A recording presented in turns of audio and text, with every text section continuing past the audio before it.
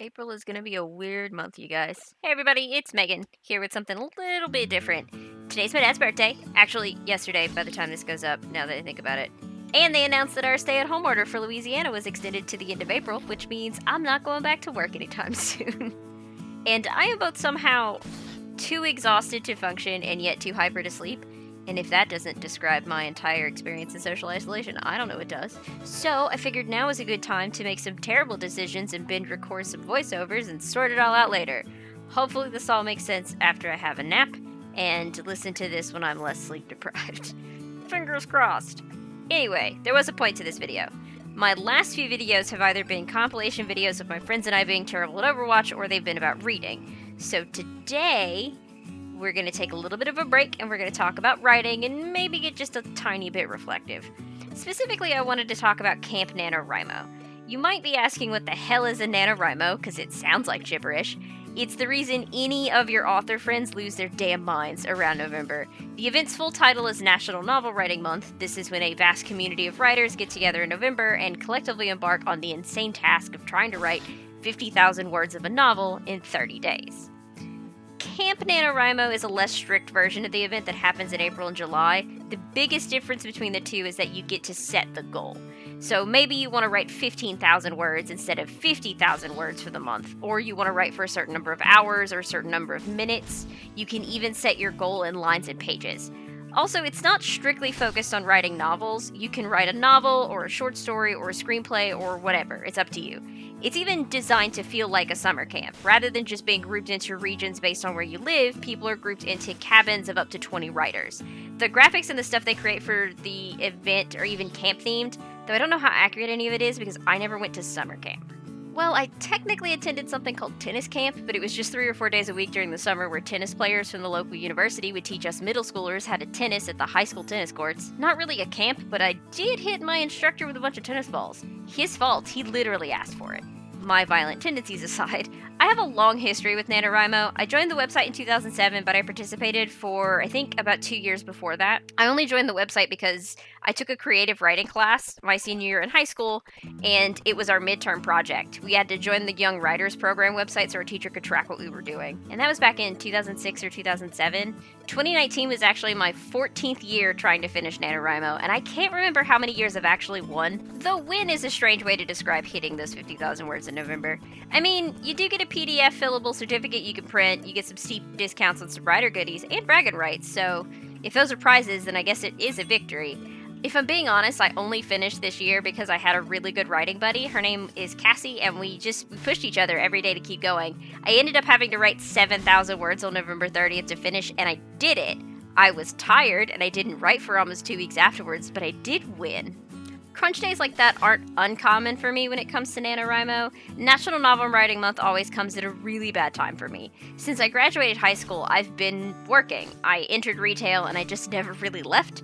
When you work retail, specifically in an entertainment-focused business, some of you know what company I'm talking about, November tends to be a bit crazy. You have all your holiday sales going strong, and Black Friday is a nightmare to work no matter what sector of retail you're in.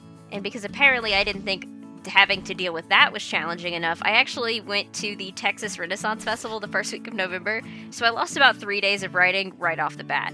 And I did bring my stuff so that I could write, I just didn't. I was too goddamn tired at the end of the day after running around, and I should have seen that coming. Basically, I have less free time and energy during November, but I still try to participate in NaNoWriMo. Some part of me must be masochistic. And after this year, I was having some thoughts about the whole thing. But then some stuff happened at work, I got promoted, picked up more hours, and I shelved those thoughts I was having regarding Nano. And then we entered a global crisis of a fast-moving pandemic that has ground daily life to a halt for quite a few people. Yay. Initially, being out of work for almost 3 weeks kind of worried me a little bit. Instead of freaking out, though, I'm trying to focus on other things and keeping myself busy. You know, it's the perfect time to get more reading done, get some more YouTube videos up, and, you know, as much as I dread it, more writing done. Which brings me back to the topic of NaNoWriMo. If I can pivot and roll 4 minutes into this video, everyone, back to my original topic. I think I tried it once but failed miserably in that I committed to doing it and then didn't write anything. So this year, I think I'm just not gonna do it. Even if I have the whole month of April off of work because of COVID-19, I'd rather just write because I want to write and not because some competition or other weird goal. I'm also extending that thought pattern to NaNoWriMo this year, and I'm heavily considering not doing it. Granted, maybe April's a little bit early to decide I'm not going to participate in something in November, but I'm in a weird headspace right now. And trust me, if you know me, you just had to take a moment to clutch your pearls.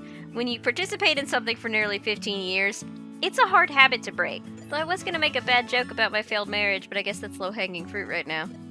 Let me take a second to explain myself. You might be wondering why I'm suddenly so anti-NaNoWriMo.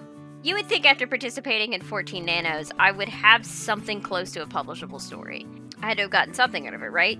Well, I haven't. I've learned a lot of things about what doesn't work for me, but I'm still trying to find what does, and it's a bit of a struggle.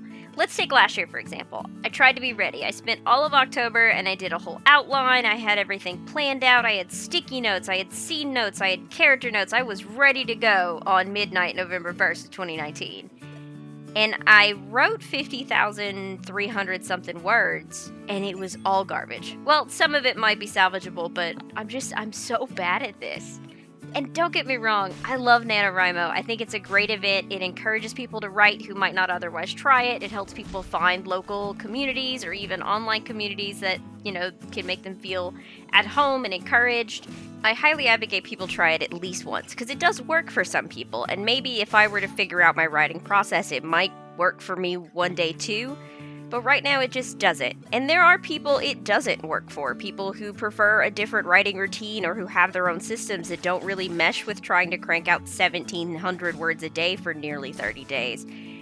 Off the top of my head, I know Jenna Moresi is a self-published author here on YouTube. She's very successful, and she's one person I can think of who sets her goals in scenes or chapters, I think. She's openly talked about not setting word count goals, and I've been trying to set word count goals for years, and it's never worked for me. Like, NaNoWriMo is great, but there are less extreme ways to build a daily writing habit.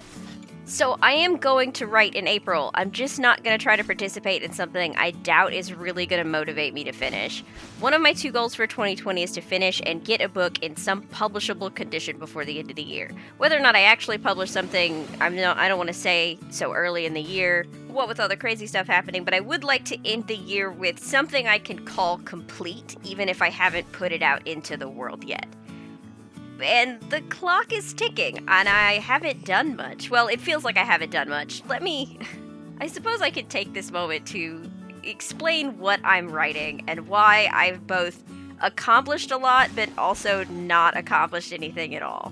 So my project for this year, for the last 2 years, to be honest, is an urban fantasy I am currently dubbing Gatekeeper 1. It was just Project Gatekeeper, but I'm leaving it open to be a series because A, I love these characters, and B, I'll be self-publishing it, so my options are a little more open. The idea for this book came to me at the weirdest time. So I lived in Colorado briefly in 2018. During that period, I traveled to MechaCon in New Orleans, which is a fun 17-hour drive, by the way, especially when you sleep in your car in a Walmart parking lot. The adventures I have had in my relatively short life. Anyway, I was driving back from MechaCon when a group of bikers drove by me, and I spent the next few hours formulating this idea in my head. So Gatekeeper 1 is about a young man named Tristan. He's an accountant on the cusp of turning 30, and he's not very happy with where he is in his life. Problem is, he's too scared to take any chances. Why rock the boat, right? Well, sometimes a storm rolls through. The appearance of a handsome stranger and a mysterious sword give Tristan all the change he was looking for. Maybe a bit too much of it. You might be asking where the bikers come in. The handsome stranger is a biker. Look, sometimes it's really hard to explain how you got from point A to point B, but here we are. And I've basically spent the last 2 years at this point struggling with this story. It's been my project for the last 2 national novel writing months, and I put a great deal of work into it in between. The plot's gone through some fairly significant changes. Half the characters don't even have the same names that they started with.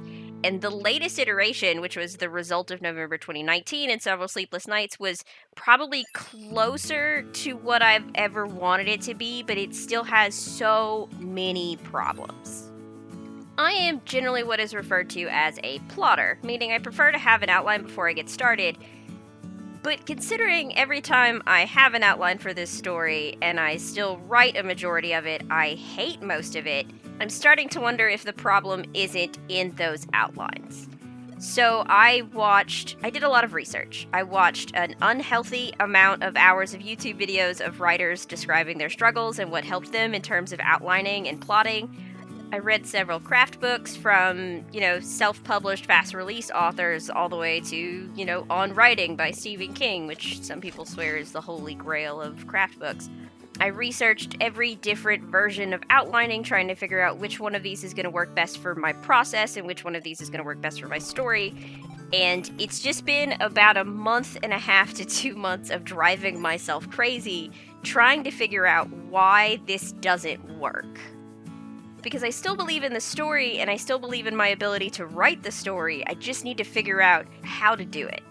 So I've basically gone down to the foundation of this story, and I'm just gonna have to rework the outline from the ground up, and I think the method I've decided on trying, because it's the method everybody seems to swear by, and I figure why not follow the herd for just a little bit. The method I'm gonna try is the Save the Cat method. I picked up the book Save the Cat Writes a Novel by Jessica Brody. This is her interpretation of the Save the Cat method of screenwriting pioneered by Blake Snyder. The title is kind of misleading because I think it actually refers to making a character likable by having them save a cat the first few scenes. I mean, hell if I know. I'm not a screenwriter, so. Anyways, it's an effort by me to fix what has to be fundamental issues with the way that I write stories. And that means we're going to start with the outline and work our way out from there. My big goal for the next 2 weeks, actually next month now because I'm remembering I'm out of work until the end of April, is to fix the outline for Gatekeeper 1 and fingers crossed start on the zero draft. I call it the zero draft because this will be the very first version of this book that I write and it will never see the eyes of another before I edit the balls out of it. Going forward, I'm hoping to do some kind of semi-weekly updates. I can't exactly call them vlogs when I'm not filming in, I feel like vlog would require me to put my face on camera, but I'm, again, not doing that. I'm thinking about it. If I can get a good tripod to put my phone on, because it is a Google Pixel 2, I might give it a shot. We'll see. There's other issues with putting my face on camera that have nothing to do with my equipment and everything to do with my self-esteem, but that's a problem to unpack for another time. And that's it for my crazy rambling today. I hope this video made some kind of sense and kind of gave you guys a glimpse into the chaos that is my current thought patterns. I don't know which of my videos is going to come up next. I tend to write a bunch of scripts at once and then batch record the voiceovers and just put them up in whatever order I fancy at the time, so makes things a mite unpredictable. I know, I've got this YouTube thing just down to a science. It's just an upward trajectory from here.